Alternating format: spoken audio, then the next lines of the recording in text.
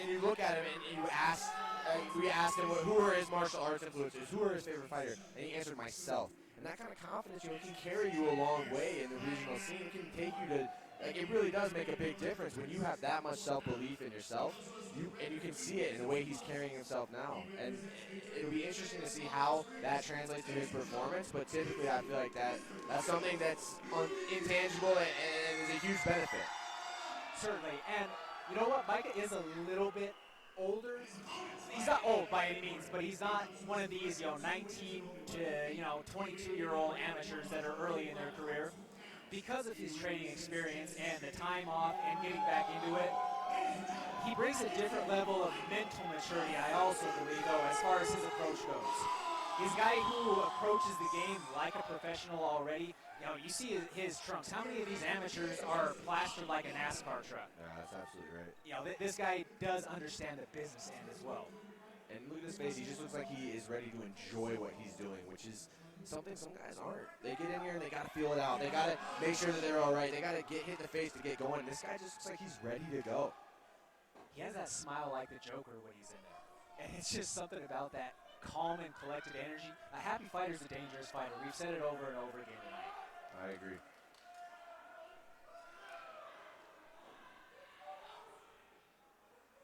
Now, Super Jew did describe his style as Jiu-Jitsu, spelled J-E-W-Jitsu, but a flurry right away from Carlos Rivera. He got hurt. He threw that Superman punch, chin in the air, and got caught with a check hook. He did land the Superman punch, but got caught with a check hook, and then ate another one. Smart to clinch here. Good fight IQ. And that's where that maturity comes into play, Cody. Yeah, definitely. That experience of being in the fire, being hurt. Not everybody has that. He needs to win this head position, and he needs to get to below the butt. And sometimes that's, we see it all the way even up into the pro ranks. Sometimes a guy gets rocked, or you rock a guy, and then you rush. You rush it too soon. He's still trying to recover. Don't get it twisted. He's definitely not recovered yet. He needs to keep moving. Rivera's walking him down right now. You have to wonder. He's landing some good shots there. Rolling good defense. This is good. This is all good for Micah Haas because he's recovering here. He was rocked badly in the beginning of that fight. He's starting to recover, get his wits about him. Well, and you wrestlers, you lifelong wrestlers, once you get rocked, you can go into autopilot. I feel like no matter what the situation is, that long tenured experience as a wrestler, you guys can wrestle in your sleep. As we see a slick single leg takedown right there. Now, Rivera is still holding on to that neck. Carlos is going to want to let go of that neck. He's looking at getting fallen fluid if he doesn't let go of the neck.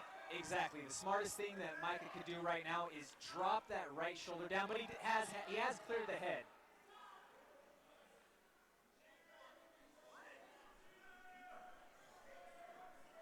Now, we have a separation. Now, I don't know if that was a fence grab. I could not tell referee Bobby Wambacher had said that.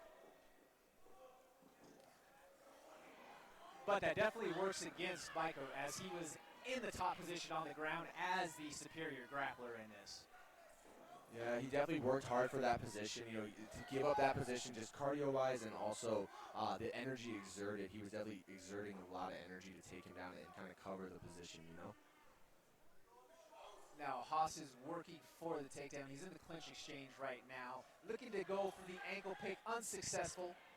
But a strong knee to the body. He's ripping the body with the uppercut right now. You have Rivera that looks to be attacking the neck off of this takedown attempt. Michael Haas he's holding the neck. Side. This is tight. This is tight. He needs to work over. He's trapped kind of because of the cage. He's doing a good job of keeping the pressure on Rivera. But he's not out of danger yet. This could get tight. He's not out of danger He's fighting yet. the hands here. He's okay. There's space. Looks like he's broken the grip, and he's home free for now, but it's still not a good position. If I'm Rivera, I would break out, I would break off and create space. I don't want to get into a wrestling, grappling exchange with Haas. He's kind of proven to be the more dominant wrestler. As you see here, he's kind of getting into the scramble. He's still winning that position. What a wild back and forth exchange during that first round. That was a great round one.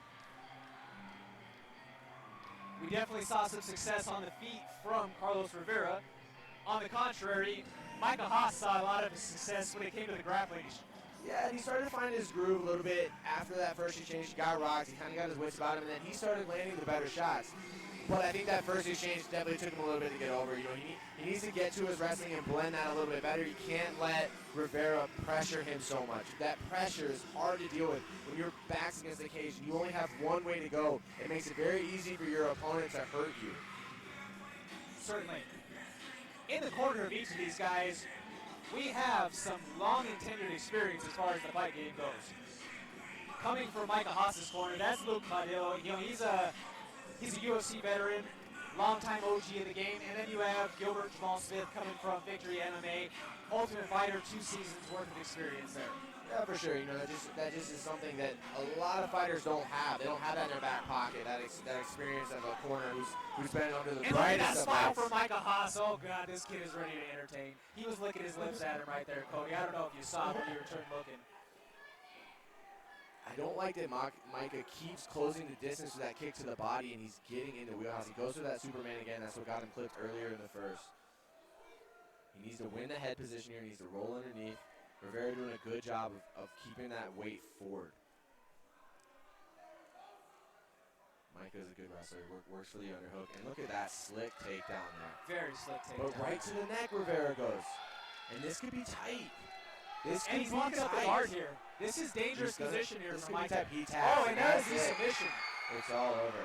What a slick submission there. And questionable slap to the back there. I know Rivera probably meant it in goodwill, but the nature in which that happened.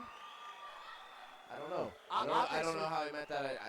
Optics weren't the greatest. Man, you hate to see it. You have a great win. Be excited for yourself. You know, be excited for your teammates. Be excited for your team, but don't do something like that and maybe make your win just. It's just like you said, not great for the optics. But you know, good win by him. He kept in the first round. You saw he kept on that neck. He had it close a couple times, and then he was able to secure it. You know, it was a slick takedown by Micah. He just put himself in a position that he wasn't able to work through. Certainly. Yeah, that's learning experience right there. Right, and once again, that's like this is what all these amateurs are for. It's just learning experience. And just to hit on that one more time, folks, we never want to see guys show each other up in there. It does not look like any animosity has continued past that point, but they also have yet to come to the center with each other. Ladies and gentlemen, your referee Bobby Wambach steps in at 37 seconds at the second round, declaring your winner by submission via guillotine choke, Mr. Carlos.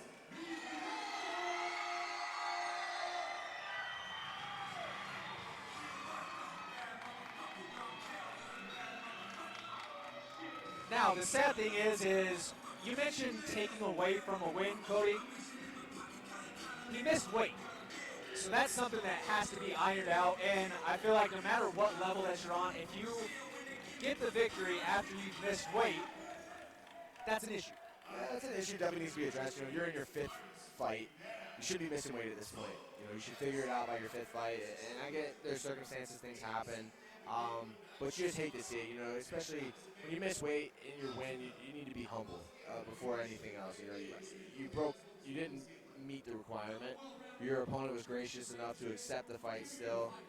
And to kind of, I don't know how he meant it, so I don't want to disparage this fighter.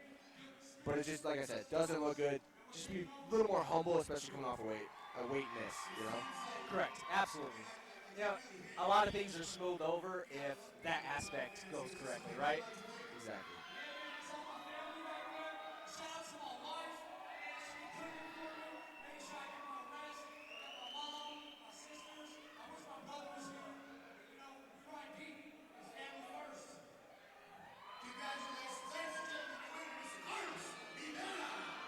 Big win right there for Carlos Rivera. That's something that he can build upon for his next time that he takes the walk to the octagon. Absolutely, another win and another finish. You know, you want to go out there and you want to be